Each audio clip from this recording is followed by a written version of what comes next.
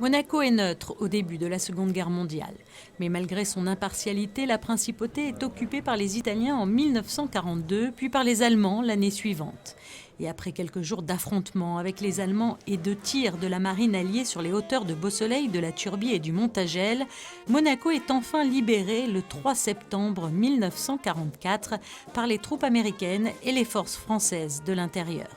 Et pour rendre hommage à la mémoire des victimes, cette journée était commémorée ce mardi en Principauté au travers de différents événements.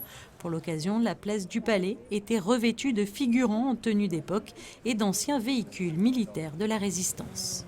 J'ai toujours aimé l'histoire. Je suis très attaché à l'histoire de plein d'époques, dont celle-ci, comme toute personne qui est née à Monaco. On a toujours vu ce 3 septembre avec plein de personnes qui la commémorent. Le lycée, dans le lycée Albert Ier, on vit avec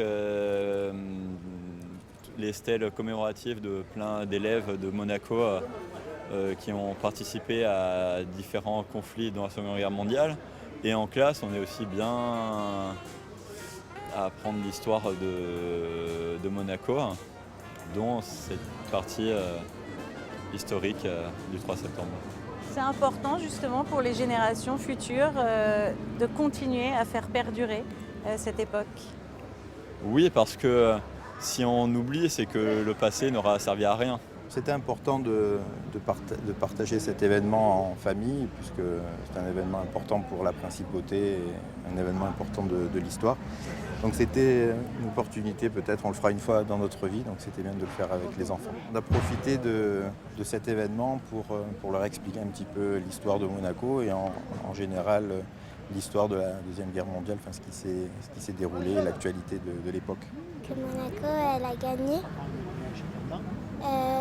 Parce qu'il y avait les Allemands qui étaient sur le territoire de Monaco. Et alors, est-ce que c'était une époque difficile ? Oui. Et afin de faire revivre cette époque difficile qu'il ne faut surtout pas oublier, les véhicules militaires ont ensuite défilé dans les rues de la Principauté. Des gerbes ont été déposées sur l'avenue Saint-Laurent, au lycée Albert Ier, au Conseil national, ainsi qu'à la Maison de France, où s'est tenue une cérémonie en hommage aux victimes, en présence de différentes personnalités de la Principauté.